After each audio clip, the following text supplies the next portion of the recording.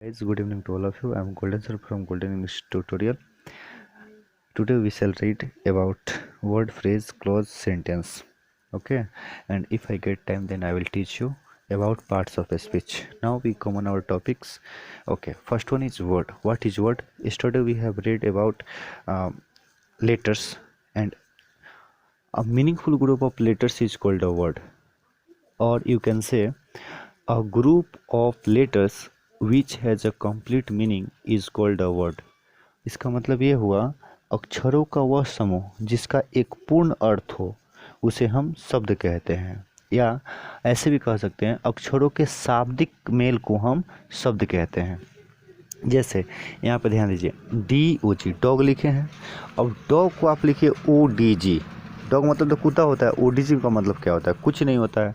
तो देखिए D भी एक लेटर है, O भी एक लेटर है, G भी एक लेटर है। इसमें भी देखिए O भी, D भी और G भी, ये तीनों के तीनों लेटर्स हैं। ये भी 3 लेटर्स का है, लेकिन इसका अर्थ है इसका लेटर, इसका अर्थ नहीं है। क्या कारण है? कारण ये है कि इसका मीनिंगफुल ग्रुप है लेकिन इसका मीनिंगलेस ग्रुप है, इसलिए ये वर्ड कहलाएगा, ये वर्ड नहीं कहलाएगा।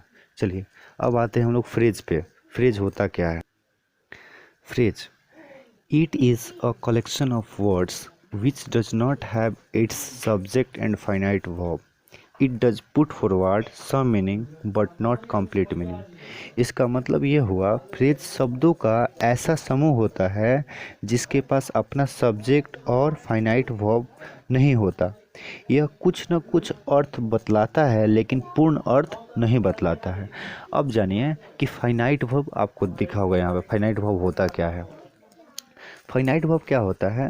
तो देखिए वह वर्ब जो अपने सब्जेक्ट के नंबर तथा पर्सन के अनुसार चेंज होता है उसको हम लोग फाइनाइट वर्ब्स कहते हैं।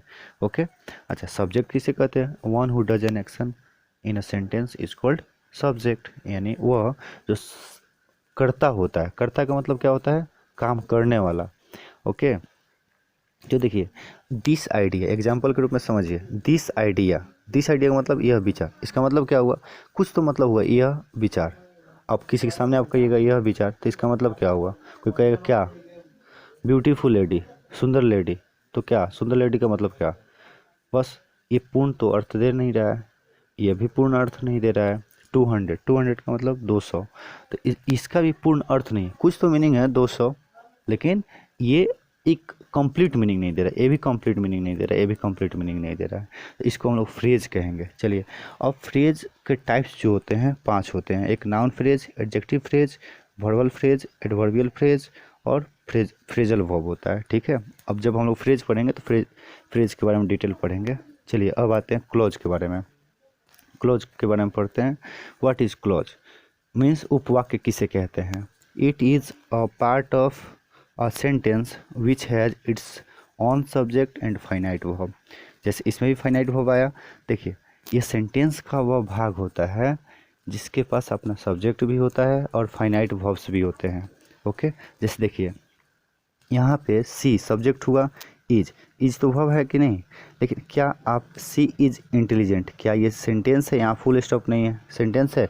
नहीं, ये नहीं है, ये क्लॉज है। ठीक है, but she could not perform well, ये भी एक क्लॉज है। ठीक है, तो she is intelligent but she could not perform well, ये यहाँ से लेकर यहाँ तक एक पूरा सेंटेंस हुआ। ये सब क्लॉजेज हैं, ये सब क्लॉजेज हैं। अब जब मैं क्लॉज पढ़ाऊंगा तो उसमें बताऊंगा क्लॉज कितने प्रकार के होते हैं। ऐसे हम बता देते हैं, क्लॉज मेनली 2 प्रकार के होते हैं। एक डिपेंडेंट क्लॉज होते हैं जिसको सबऑर्डिनेट क्लॉज भी कहा जाता है। एक इंडिपेंडेंट क्लॉज भी होते हैं जिसको मेन क्लॉज कहा जाता है। यहाँ पे देखिए, अब डिपेंडेंट क्लॉज किसे कहते हैं, इंडिपेंडेंट क्लॉज किसे कहते हैं? डिपेंडेंट क्लॉज वो क्लॉज होता है जो कि हमेशा इंडिपेंडेंट क्लॉज पे निर्भर होता है, हमेशा इंडिपेंडेंट क्लॉज पे निर्भर रहता है। ये वह क्लॉज होता है जिसको दूसरे क्लॉज की ज़रूरत होती है, लेकिन इंडिपेंडेंट क्लॉज जो होता है ये किसी की ज़रूरत नहीं होती है, इसे किसी भी क्लॉज की ज़रूरत नहीं होती है। जैसे हम कहेंगे if you come here I shell help you. इसका मतलब हुआ यदि तुम यहाँ आओगे, तो यदि तुम यहाँ आओगे तो इसका मतलब क्या हुआ? क्या ये अपने आप में एक पूर्ण अर्थ दे रहा है? नहीं। मैं तुम्हें मदद करूंगा, आई शैल हेल्प यू, मैं तुम्हें मदद करूंगा, ये अपने आप में पूर्ण अर्थ दे रहा है। ठीक है, तो आई शैल हेल्प यू यहाँ पे क्या हुआ? इंडिपेंडेंट क्लॉज, लेकिन इफ़ यू कम हेयर ये हुआ डिपेंडेंट क्लॉज यानी सबऑर्डिनेट क्लॉज। ओके, तो ये क्लॉज के बारे में हम लोग पढ़ लिए। अब सेंटेंस के बारे में पढ़ेंगे। सेंटेंस होता क्या है, व्हाट इज सेंटेंस। सेंटेंस का हिंदी होता है वाक्य। वाक्य किसे कहते हैं? देखिए, आप लोग डायरेक्ट वर्ड के बाद सेंटेंस पढ़ लेते हैं, नहीं, ये पहले वर्ड से फ्रेज बनता है, फ्रेज से क्लॉज बनता है, क्लॉज से सेंटेंसेस बनते हैं। जैसे देखिए यहाँ से, a group of words that makes complete sense is called a sentence. यानी सेंटेंस किसे कहते हैं? शब्दों का वह समूह जिसका पूर्ण अर्थ हो उसे हम सेंटेंस कहते हैं। जैसे Rohit pledge cricket, Rohit cricket खेलता है। क्रिकेट प्लेज रोहित, क्या सेंटेंस सही है? नहीं, बिल्कुल गलत है, क्योंकि यहाँ पे वर्ड का जो अरेंजमेंट है ये सही नहीं है। वेयर डू यू लिव, अब वेयर डू यू, तुम कहाँ रहते हो, लेकिन अब इसको हम लोग डू वेयर यू लिव लिख देंगे, तो ये सब तो वर्ड्स है, लेकिन ये कंप्लीट सेंस नहीं देगा, ये सेंटेंस नहीं कहलाएगा। ठीक है, तो सेंटेंस बनाने के लिए ग्रुप का सही मीनिंग होना चाहिए। ये जो ग्रुप हम लोग बना रहे हैं वो सही मीनिंग दे। ठीक है, अगर वर्ड्स का प्लेसमेंट इधर उधर कर देंगे तो सेंटेंस नहीं बन पाएगा।